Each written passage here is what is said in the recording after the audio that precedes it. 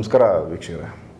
ನಮಸ್ಕಾರ ಸರ್, ಈಗ ಕೆಲವೊಂದು ಸಂಖ್ಯಾಶಾಸ್ತ್ರಕ್ಕೆ ಸಂಬಂಧಪಟ್ಟಂತೆ ಇದಕ್ಕೆ ಮೊದಲು ನೀವು ಹೇಳಿದ್ದೀರಾ, ನಮ್ಮ ವೀಕ್ಷಕರಿಗೂ ಕೂಡ ಆಲ್ಮೋಸ್ಟ್ ಇದ್ರ ಬಗ್ಗೆ ಒಂದು ಬೇಸಿಕ್ ನಾಲೆಡ್ಜ್ ಇದೆ.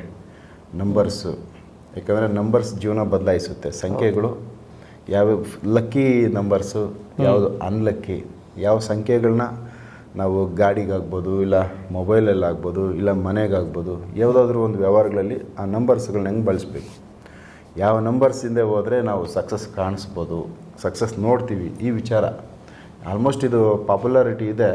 ಸೊ ನೀವು ನಿಮ್ಮ ಒಂದು ಅಧ್ಯಯನಗಳ ಪ್ರಕಾರ ನೀವು ನೋಡಿರೋ ಒಂದು ವಿಚಾರಗಳಲ್ಲಿ ನಿಮ್ಮ ಅನುಭವ, ಈ ಸಂಖ್ಯಾಶಾಸ್ತ್ರ ಎಷ್ಟು ರೈಟ್ ಇದೆ, ಯಾವ ರೀತಿ ಅದರಿಂದ ಹೋದರೆ ಸಕ್ಸಸ್ ಅಂದರೆ ಸಕ್ಸಸ್ ತಂದು ಕೊಡುತ್ತೆ, ಸೊ ಇದ್ರ ಬಗ್ಗೆ ತಿಳಿಸಿ. ಖಂಡಿತ.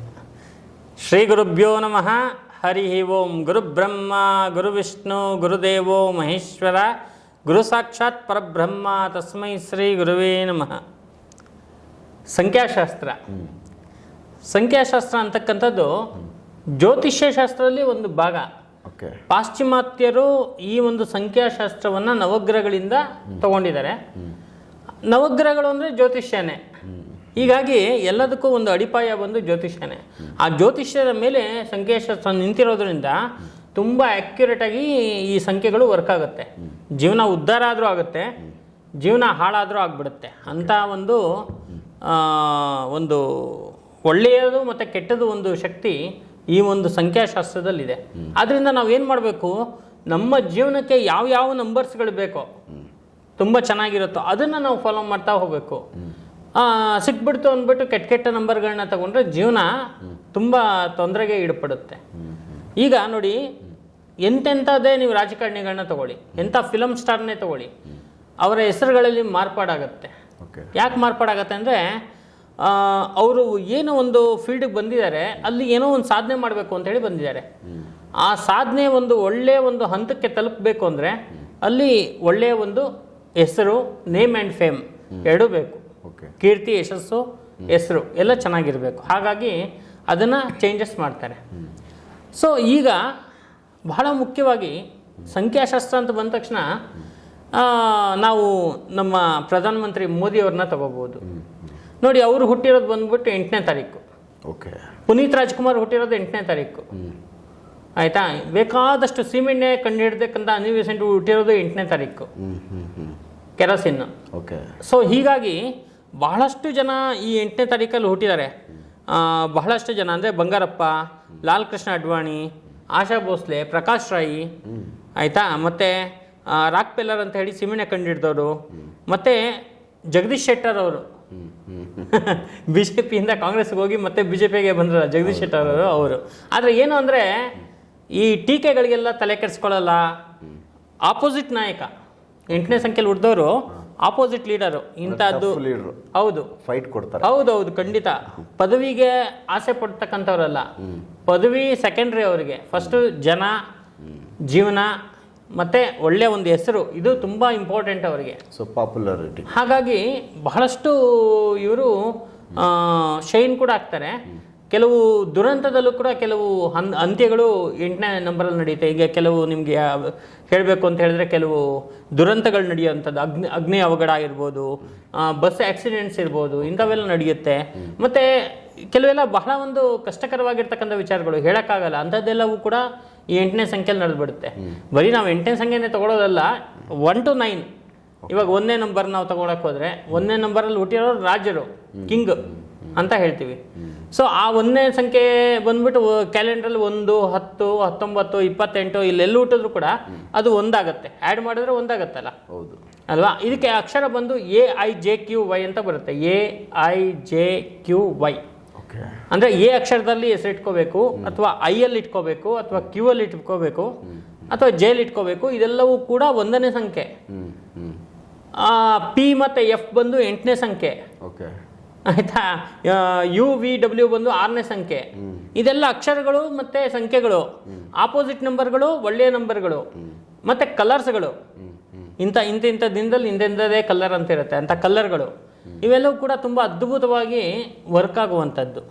ಆದರೆ ನಾನು ಹೇಳೋದೇನು ಅಂದರೆ, ಸಂಖ್ಯಾಶಾಸ್ತ್ರದಲ್ಲಿ ನಿಮಗೆ ತುಂಬ ಬೇಕಾಗಿರ್ತಕ್ಕಂಥ ಕಡೆ, ಬೇಕಾಗಿರ್ತಕ್ಕಂಥ ಸಮಯದಲ್ಲಿ, ಬೇಕಾಗಿರ್ತಕ್ಕಂಥ ಸಂದರ್ಭದಲ್ಲಿ ಸಂಖ್ಯೆಗಳನ್ನ ಬಳಸಿ.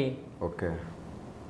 ಈಗ ಟೈಮು 2 ಗಂಟೆ ಊಟ ಮಾಡ್ಬೇಕಾ ಅಂತ ಕೇಳಿದ್ರೆ ಇದು ಆಪೋಸಿಟ್ ಸಂಖ್ಯೆ ಆಗೋಯ್ತು, ಕಾಯೋಣ 2 ಹೊತ್ತಾಗೋಯ್ತು, ಹೀಗೆ 3 ಗಂಟೆ ಆಗಲಿ 4 ಗಂಟೆ ಆಗಲಿ ಅಂದರೆ ಸೊ ಅದು ಒಳ್ಳೇದಲ್ಲ. ಅದು ಒಂಥರ ಮೂಢನಂಬಿಕೆ ಆಗೋಯ್ತು. ಅದು ಹಂಗೆ ಬರಬಾರ್ದು.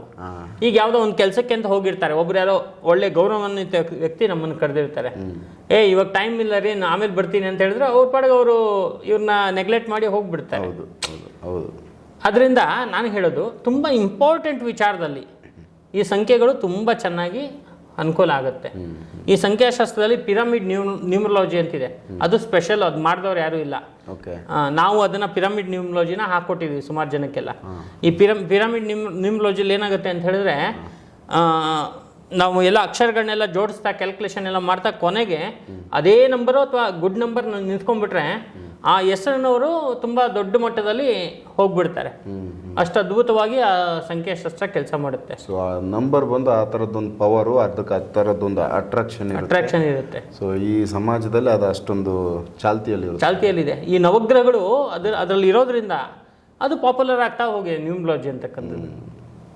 ಸೊ ವರ್ಕ್ ಆಗ್ತದೆ ಇದು. ನ್ಯೂಮರಾಲಜಿ ವರ್ಕ್ ಆಗುತ್ತೆ.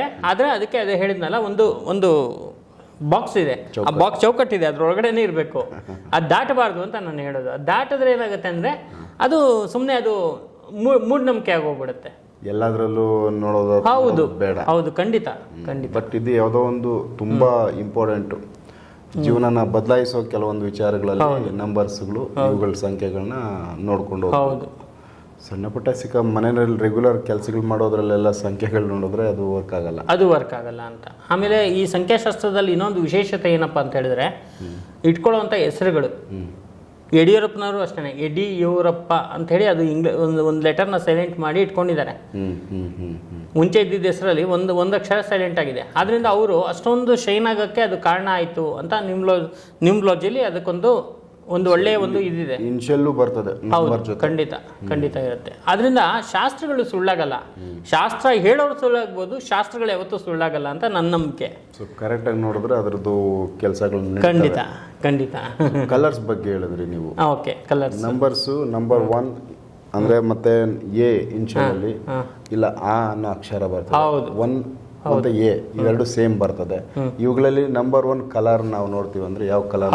ನಂಬರ್ 1 ಈಗ 1, 10, 19, 28 ಯಾವುದೇ ಹುಟ್ಟಿರ್ಲಿ, ಒಂದು ರೆಡ್, ಇಲ್ಲ ಅಂದ್ರೆ ಯೆಲ್ಲೋ, ಇಲ್ಲ ಅಂದ್ರೆ ವೈಟ್, ಇಲ್ಲ ಅಂದ್ರೆ ಗ್ರೀನು ಸೂಪರ್ ಕಲರ್. ಇವರಿಗೆ ತುಂಬಾ ಚೆನ್ನಾಗಿ ಶೈನ್ ಆಗ್ತಾರೆ, ಒಂದು ಜೀವನದಲ್ಲಿ ಅಭಿವೃದ್ಧಿ ಆಗ್ತಾರೆ, ಅನುಕೂಲ ಆಗ್ತಾರೆ. ಅದರಲ್ಲೂ ಕೂಡ ಯೆಲ್ಲೋ ಕಲರ್ ಇದೆಯಲ್ಲ, ಇದು 1 ನಂಬರ್ ಅವ್ರಿಗೆ ತುಂಬಾ ಚೆನ್ನಾಗಿರುತ್ತೆ. ಮತ್ತೆ ರೆಡ್ ಕೂಡ ಸೂಪರೇನೆ. ರೆಡ್ ಸೂರ್ಯನ ಕಲರ್ ಆಗಿರೋದ್ರಿಂದ ಅದು ನಂಬರ್ 1 ಅದು. ಸೊ ಆಮೇಲೆ ವೈಟ್ ನಾರ್ಮಲ್ ಬರುತ್ತೆ. ಸೊ ಗ್ರೀನ್ ಕೂಡ ಸ್ವಲ್ಪ ತಗೊಂಡ್ರೆ ಯಾವುದಾದ್ರೂ ಒಂದು ಟೈಮಲ್ಲಿ ಅದು ತುಂಬ ಒಳ್ಳೆ ಯೋಗ ಕೊಡುತ್ತೆ ಅನ್ನೋಗೋಸ್ಕರ ಆ ಗ್ರೀನ್ನ ನಾವು ತಗೋಬಹುದು. ಬಟ್ ಈಗ ನಂಬರ್ಸ್ ನಾವು ಇವುಗಳು ಗೊತ್ತಿಲ್ದಿರೋ ರೆಡ್ ಯೆಲ್ಲೋ ನೀವು ಈಗ ಒಳ್ಳೇದು ಅಂತ ಹೇಳಿದ್ದಕ್ಕೆ ಎಲ್ಲರೂ ಅದನ್ನು ಬಳಸಿಬಿಟ್ವಿ ಅಂದರೆ ಯೆಲ್ಲೋ ಕಲರ್ ಆಗ್ಬೋದು, ರೆಡ್ ಕಲರ್ ಆಗ್ಬೋದು. ಸೊ ಎಲ್ಲರಿಗೂ ಅದು ಸಪೋರ್ಟ್ ಮಾಡುತ್ತಾ, ಇಲ್ಲ 1ನೇ ನಂಬರ್ ಇರೋರ್ಗೆ ಮಾತ್ರ ಸಪೋರ್ಟ್ ಮಾಡುತ್ತಾ? ಈಗ ನೋಡಿ, 1ನೇ ನಂಬರಲ್ಲಿರೋರಿಗೆ 4, 7, 8 ಇದು ಆಪೋಸಿಟ್ ನಂಬರ್ಗಳು. 4ನೇ ನಂಬರ್ ಅಂದರೆ ರಾಹು ನಂಬರು, 8ನೇ ನಂಬರ್ ಅಂದರೆ ಶನಿ ನಂಬರು, 7ನೇ ನಂಬರ್ ಅಂದರೆ ಕೇತು ನಂಬರು. ಸೊ ಅಲ್ಲಿಗೆ ಈಗ 1ನೇ ನಂಬರ್ ಹೋಗಿ ನಾನು ಗ್ರೇ ಹಾಕ್ಕೊಳ್ತೀನಿ, ಬ್ಲ್ಯಾಕ್ ಹಾಕ್ತೀನಿ ಅಂದರೆ ಅಲ್ಲಿ ಅವ್ರದ್ದು ಮುಗೀತು ಅಂತ ಕೆಲಸ. ಬ್ಲ್ಯಾಕ್ ಹಾಕಬಾರ್ದು, ಗ್ರೇ ಹಾಕಬಾರ್ದು, ಆಯಿತಾ, ಬ್ಲೂ ಹಾಕಬಾರ್ದು 1ನೇ ನಂಬರ್ ಅವರು. ಆಮೇಲೆ ನೆಕ್ಸ್ಟ್ ಬಂದ್ಬಿಟ್ಟು ಸ್ವಲ್ಪ ಎಲ್ಲ ಥರ ಡಿಸೈನ್ ಮಿಕ್ಸ್ ಇರೋವಂಥ ಡಿಸೈನ್ಗಳನ್ನ ಹಾಕಬಾರ್ದು.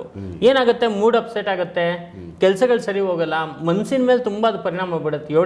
7ನೇ ನಂಬರಲ್ಲಿ ಇರ್ತಕ್ಕಂಥ ಕಲರ್ನ ಹಾಕೊಂಡ್ರೆ, ಅಂದರೆ ತುಂಬ ಚಿತ್ರ ಇರುತ್ತಲ್ಲ, ಡಿಸೈನ್ ತುಂಬ ಇರುತ್ತಲ್ಲ, ಅಂತ ಒಂದು ಕಲರ್ಗಳು ಸೆಟ್ ಆಗಲ್ಲ ಇವರಿಗೆ. ಸೊ ಹಾಗಾಗಿ ಈ 1ನೇ ನಂಬರ್ ಅವ್ರಿಗೆ ತುಂಬ ಸೂಟಬಲ್ ಕಲರ್ಸು ಗ್ರಹಗಳ ಮೇಲೆ ಡಿಪೆಂಡ್ ಇರುತ್ತೆ. ಈಗ ನೋಡಿ, ಗುರುಗ್ರಹ 3ನೇ ನಂಬರ್ ಹೇಳಿದೆ ನಾನು. ಮತ್ತೆ 1ನೇ ನಂಬರ್ ಬಂದು ಸೂರ್ಯನ 1 ನಂಬರು, ಮತ್ತೆ ಬುಧನ್ದು ಈ ಗ್ರೀನ್ ಕಲರ್ ಬಂದು ಬುಧನ್ ಕಲರು.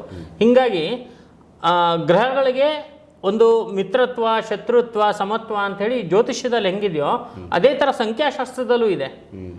ಸೊ ಆ ಸಂಖ್ಯಾಶಾಸ್ತ್ರದಲ್ಲಿ ಇರೋದ್ರಿಂದ ಕಲರ್ಸ್ಗೆ, ಒಂದು ಕಲರ್ಗೆ ಇನ್ನೊಂದು ಕಲರ್ ಆಪೋಸಿಟ್ ಇರುತ್ತೆ. ಸೊ ಆ ಕಾಂಬಿನೇಷನ್ ತಗೊಂಡಾಗ ಸ್ವಲ್ಪ ಅನಾನುಕೂಲಗಳಾಗುವಂಥದ್ದು ಇರುತ್ತೆ. ಸೊ ಇಲ್ಲಿ ಎಚ್ಚರಿಕೆ ಬೇಕಾಗುತ್ತೆ. ಖಂಡಿತ ಬೇಕಾಗುತ್ತೆ.